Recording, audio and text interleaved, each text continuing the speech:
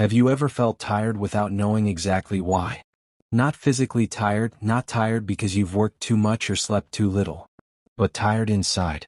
A mental fatigue that doesn't originate in the body but in the head, in the thoughts that crowd your mind. Thoughts that never stop, that go round and round like a broken record. A kind of incessant background noise that talks, comments, judges, remembers, imagines, and doesn't let you breathe. It's like living with someone who keeps shouting in your ear all day, every day without respite. At first, you don't notice. Everything seems normal, but then you start to feel it. And in the end, that continuous noise wears you down, empties you, and leaves you without energy. What you're experiencing has a name. It's called overthinking. And if you don't learn to manage it, it will manage you, taking control of your life in insidious ways. The mind can become a tyrant if you don't learn to guide it. I learned this in therapy, after months spent trying to understand why I could no longer feel at peace even in moments of apparent tranquility. A journey of inner discovery that led me to understand the importance of returning to the body, of reconnecting with my essence. My psychologist told me something simple yet profound: you can't turn off the mind using the mind. You need to return to the body. At first, I didn't understand. What does it mean to return to the body? Then I realized that when you overthink, it's often because you no longer feel. You no longer listen to your body. You no longer listen to your emotions. You're completely immersed in your head, in a spiral of incessant thoughts. In this video, I want to share with you the 4 phases that helped me silence the mental noise and find inner peace. They are not tricks, not abstract theories, but real practices, small and simple, yet profoundly transformative. Phase 1. Stay in the body, not in the head. When you live only in your head, you lose touch with reality. And the closest reality you have is your body. The body doesn't lie. The body is always present. The mind, on the other hand, wanders. It runs backward into the past or it runs forward into the future. But it rarely stays here in the present. The problem is that when you're only in your head, thoughts start to echo like in an empty room. Every thought finds space. Every judgment amplifies. Every fear becomes absolute and overwhelming. My psychologist taught me a very simple exercise: 3 deep breaths. But real ones. Not mechanical. Inhale slowly, hold, exhale all the air. Do it 3 times. Not to relax but to return. Return inside. Return to the body. Feel your feet on the floor, your hands on your legs, the weight of your body on the chair.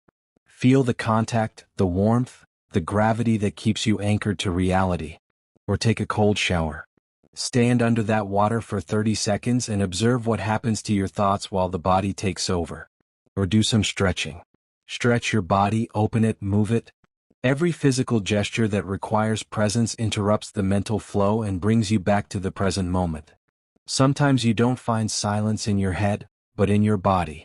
Sometimes peace is not a correct thought but a full and real sensation. Phase 2. Ask yourself, what can I control now? Overthinking feeds on the illusion of control. The mind thinks that if it analyzes everything, predicts every scenario, and anticipates every risk, then you will be safe. But it's a trap. The more you think, the more you get lost. The truth is that most of the things that make us feel bad are not under our control. So the key is this: shift the focus to what you can control. Now, in this moment. Not tomorrow, not next week, not when everything is perfect. No. My psychologist told me, write down 1 thing you can do now to feel a little better. Something concrete, practical, even small. Take a walk, make the bed, wash the dishes, breathe for a minute, send that message you've been avoiding. The mind quiets when it comes into contact with action. Not with the right thought, but with the real gesture. Carl Jung said, "Who looks outside dreams. Who looks inside awakens." But to really look inside, you need to remove the noise. You need to return to the essential. What can I control now? Not everything, but something. Always something. Phase 3. Use the 5-5-5 method. This technique seems simple, but it changes your perspective. When the mind is in a loop, stop and ask yourself 3 things. This thing that worries me, will it still matter in 5 minutes? Will it matter in 5 days? Will it matter in 5 years? Suddenly, you realize that many things that seem gigantic today are just shadows. They are not real, or they are, but much less than you think. The 555 method helps you put distance between you and the thought. It makes you step outside the story. It allows you to rise above the noise, and from there you see better. Many of our anxieties stem from perception, not from facts. By changing the time perspective, the weight we give to what troubles us also changes. Eric Fromm wrote, "The fear of the unknown is the root of all anxiety. And time is the greatest antidote to the unknown." Looking at a situation from 5 years in the future shrinks it down. Sometimes it dissolves it. Sometimes it illuminates it. But it always transforms it. Phase 4. Give your brain a deadline. One of the most common mistakes is trying to stop thinking without giving yourself a limit. It's like trying to empty the sea with your hands. The mind needs containment, boundaries. So do this. Set a timer. 10 minutes, nothing more. Just 10 minutes. During those 10 minutes, allow yourself to worry as much as you want. Write everything down on a piece of paper, talk to yourself, vent, analyze. But when the timer goes off, stop. Get up, move, and do something else. Even if you haven't solved anything, even if the problem is still there. Because not everything gets solved immediately. And some things shouldn't be solved, but let go. The brain will keep thinking, that's its job. But you are the one who decides when to listen to it and when to let it fade into the background like a radio playing in another room. If you repeat this ritual every day, the brain starts to get used to it. It understands there's a time to think and a time to live. And you begin to choose again. Conclusion. The mind can be a trap or a door. It all depends on how you use it. Staying in the body brings you home. Asking yourself what you can control gives you back power. The 555 method changes your perspective. Giving a deadline to thought returns you time.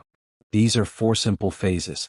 But if you practice them truly every day, they will change you. Because in the end, mental silence is not the absence of thoughts. It is the full presence of yourself. It's when you no longer need to flee from your head because you finally, truly inhabit it. But now let me ask you one thing.